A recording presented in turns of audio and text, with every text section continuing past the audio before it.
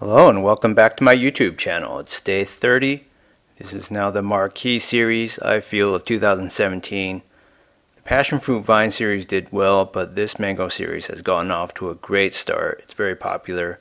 So this pot is more crowded, and I'm going to remove the seed that hasn't germinated on this side of the pot first.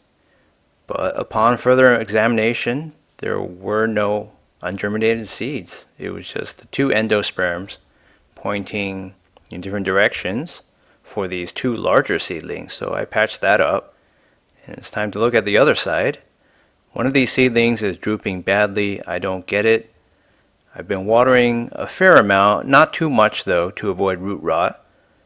But I'm going to dig out the saggy one first and see what the deal is. The soil feels moist to the touch. It's not sopping wet, which is great. You don't want it to be sopping wet, especially not in the early phases for plants. All that's going to do is rot the roots in many cases for many species. And the stem is actually quite soft, so I wasn't sure whether it was a fungus or whatever, some kind of disease, but you can see the two endosperms attached. So it turns out I didn't have these oriented perfectly clockwise, all in the same orientation. So I'm circling where the endosperms were. I encountered those two essentially blackened walls over there. So when I fertilize over there or I water, it has to go around this giant endosperm. But let's dig this out and see what happens. I'm very curious to see why, despite the absence of any visible disease, this one is sagging so badly. Seems like it's terribly dehydrated. So I thought this was part of a polyembryonic seed. It turns out that's not the case. Pulled out this very long root. It's monoembryonic. So I'm wondering how this very long root that probably goes all the way to the water tray can't supply the water this plant needs. Some of those other roots are old Sweet Annie roots. Those have been boiled for 2 hours, so I'm amazed they're still intact. But this root is beautiful.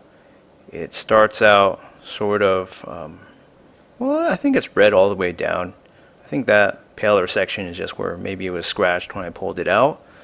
But I don't see any plant parasites. I saw some fungus gnats actually on the endosperms eating the potting mix or the fungus within when I was excavating the other side and found nothing. But on this side, it just seems like for this healthier looking one that's not sagging, the root broke off. When I tried to pull it out, that makes no sense. The other seedling that I pulled out before this, it has that long root, and I guess I can understand why it would be a little dehydrated. If the plants drink directly from the watering tray of the self-watering pot, and I've been siphoning off that runoff, then its dependable source of water is gone. Maybe this is one of these plants that needs to burrow its taproot right away and find water deep down in the ground and drink from a water table. So I dug out, as you can see there, and from the caption, a broken off piece of root. This is definitely not Sweet Annie root. So what doesn't make sense here is the healthier upright seedling, it's not attached in any way to the other seedling. I mean, they were just facing each other, and this one has the weakened root that broke. I know mango seedlings, mango seeds are very fragile. I've touched on that subject many times in this series, but I didn't expect a healthy root system to just break off like that. So far my theory is that because these two roots, tap roots, were running in parallel, only say 2 centimeters apart from each other, less than an inch, I think they were just competing for water and nutrients, and that's why they were stunted in their growth. Whereas the other two on the other side, which I'm going to keep, and hopefully they'll reach for the skies soon, those had seeds that were pointed in opposite orientations. So they grew away from each other and faced no competition, and their tap roots weren't running parallel to these two. So that's basically it in a nutshell. I had 4 seeds. I placed them in sort of a square orientation around the pot, and the 2 that did well had the roots and shoots pointing far away from each other. So they're separated by maybe 5 or 6 inches of soil. somewhere between 12 to 15 centimeters of dirt, something like that. So they're on opposite sides, and these two small stunted ones are just monoembryotic seedlings that got off to a bad start because they were constantly fighting each other. The potting mix didn't hold as much water as I thought it would, or the roots just need to drink directly from the watering tray. So when I used my manual pump and I siphoned away all of that fertilizer runoff and extra water in the watering tray because I wanted to avoid root rot over the first month, that just deprived this seedling of its water source. And the two other remaining seedlings that I'm going to go forward with, those were getting enough water from their positions in the pot. They didn't have to compete with anything in such close proximity. I also know that some plant species do carry out chemical warfare between the root systems, and that's another explanation for what was going on. So this is just a long leisurely episode. It's 10 plus minutes where it shows me doing all this excavation work and showing you what goes on underground, and I'm just talking about all my theories. And it's time to rotate this pot for a new orientation. It's much easier now. I don't have to consider 4 plants, just 2. So a 4 out of 4 germination rate is pretty good. I'm very happy about that. I was going into this episode doing the filming and excavation thinking that I'm going to talk about how you should do multiple attempts, but it seems like if you do what I did in the introduction videos in the pilot episode, you should end up with a good result even with just 1 seed if you have the right conditions. So this one looks a little bit more yellow, I know, and I'm using that as a gauge of health, but actually in the 2 small stunted seedlings that were also monoembryonic, those didn't do well at all, and those were the greenest in the beginning. So that's not a great gauge of health.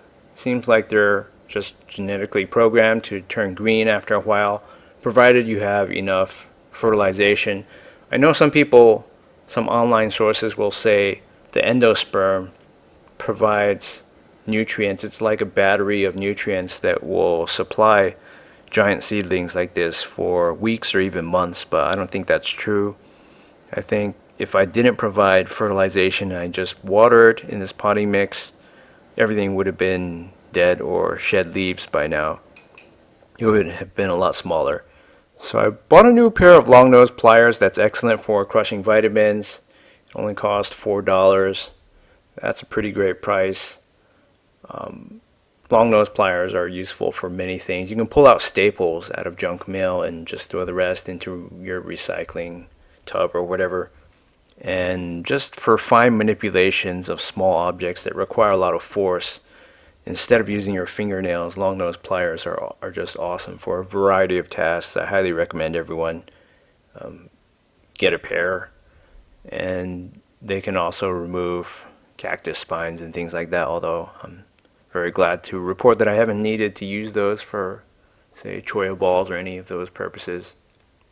So I'm applying more Miracle Grow, trying to get some around the stem, seeing how the 2 that I removed have those long tap roots that try to race for the bottom and get to water. It doesn't seem like there's a lot of lateral roots. So in this case, the fertilizer that's far away, a few centimeters even, it might not get to the plant, but it'll diffuse through the soil as I'm watering now. And I'm going to water a little bit more. During last episode, I've been filming every 2 days. This episode I only filmed on this one day. I just wanted to let the pot dry out previously, so I skipped on every other day watering. So it ended up being I didn't water for 4 days, but now I've watered every 2 days since then, which is really just 2 days and then another 2 days since I'm publishing all these episodes in just 4 days because progress is so fast. So I'm going to let some water sit in the watering tray and see if that perks everything up a little bit. At this point I can't tell if the leaves are going to unfurl anymore or are they lacking in water, and it could be that they're lacking in water, but at the same time terribly afraid of causing root rot. So I'm just going to let about an inch of water sit in the watering tray. It'll be about half full, which is what I observed later on after I finished filming this episode. This mango growing series has gotten off to a fantastic start, and I look forward to gaining a huge following for it and a lot of new subscribers as well. Please stay tuned to my YouTube channel for further updates on this series and others. And thanks for watching.